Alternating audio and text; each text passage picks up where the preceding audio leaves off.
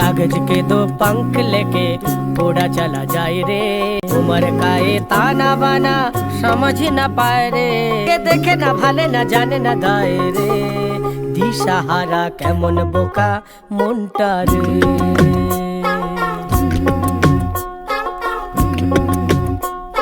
केमन बोका मुंटा रे।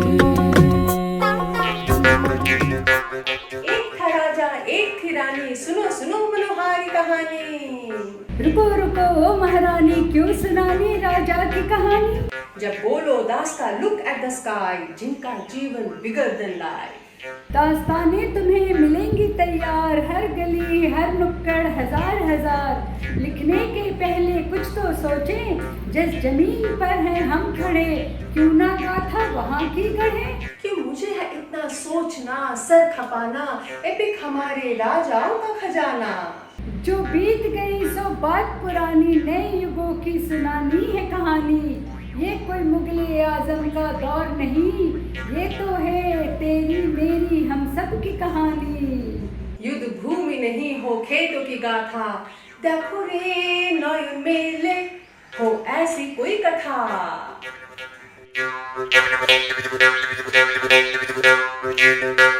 नहीं सुनेंगे कोई खास खबर, चाहे कितनी भी एक्सक्लूसिव हो, मगर आम आदमी की आम व्यथा हो साधारण सी अपनी कथा।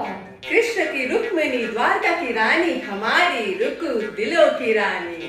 कहानी लिखने क्या यात्रा ये अनोखी, चलो सुने अब लेखिकाओं की जुबानी।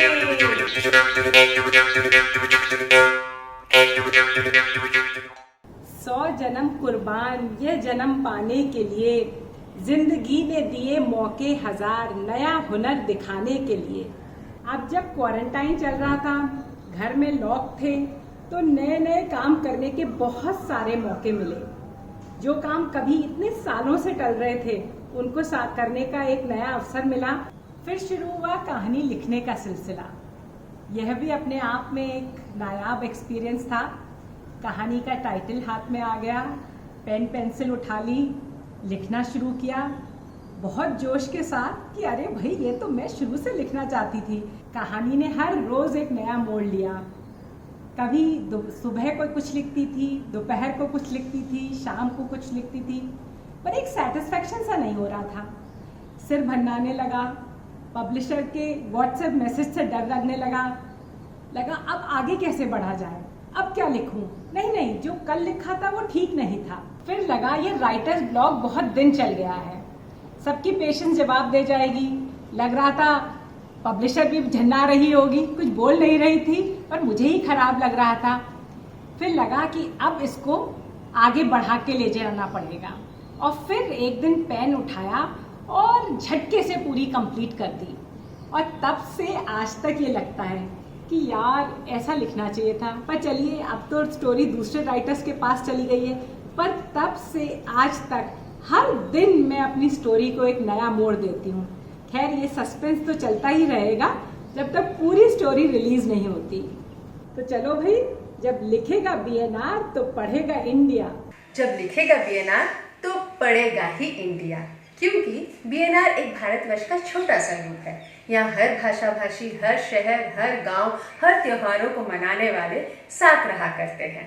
सिर्फ सुख दुख, आंसू या ठहाके ही नहीं, बल्कि केक और बिरयानी भी मिल बांट लिया करते हैं। क्या पता गंगा की हवा का जादू ही हो।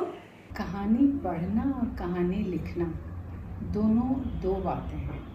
इस बार मौका मिला लिखने का और टॉपिक मिल गया, पर ये नहीं पता था कि लिख कौन रहा है, क्योंकि शुरुआत मैंने नहीं की।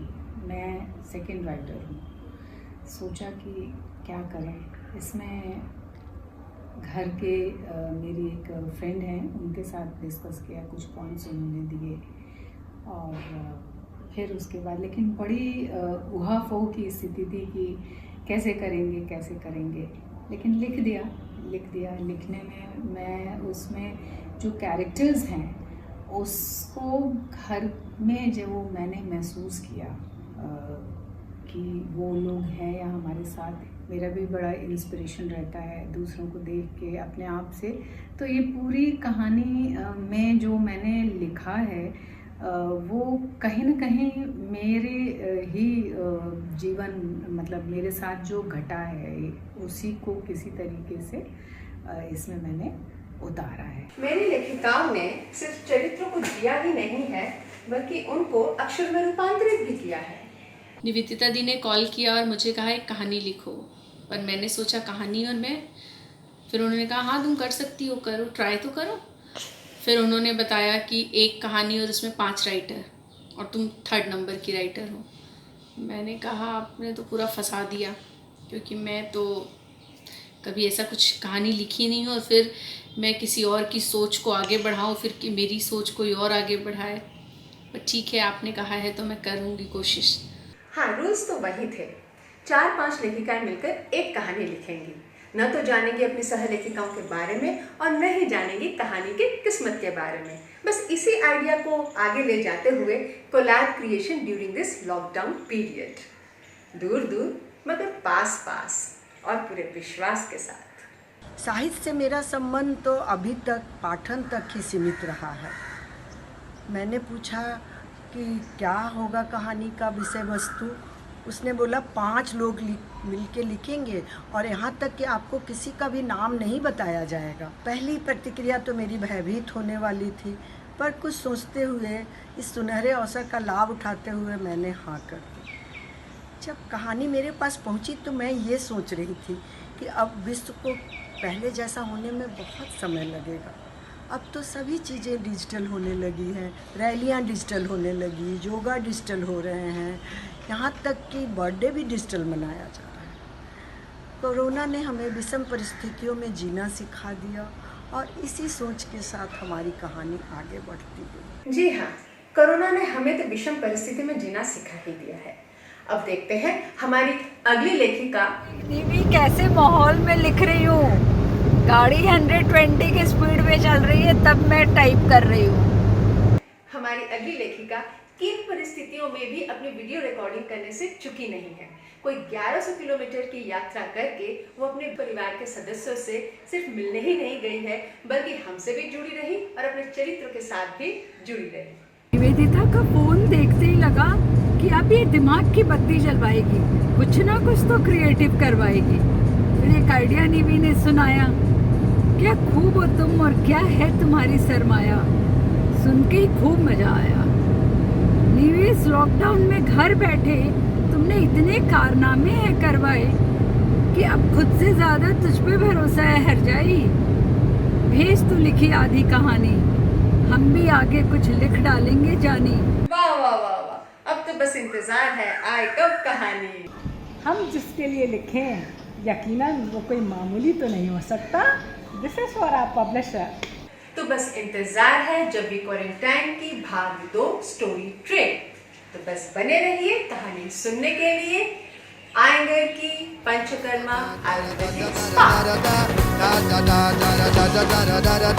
da da da da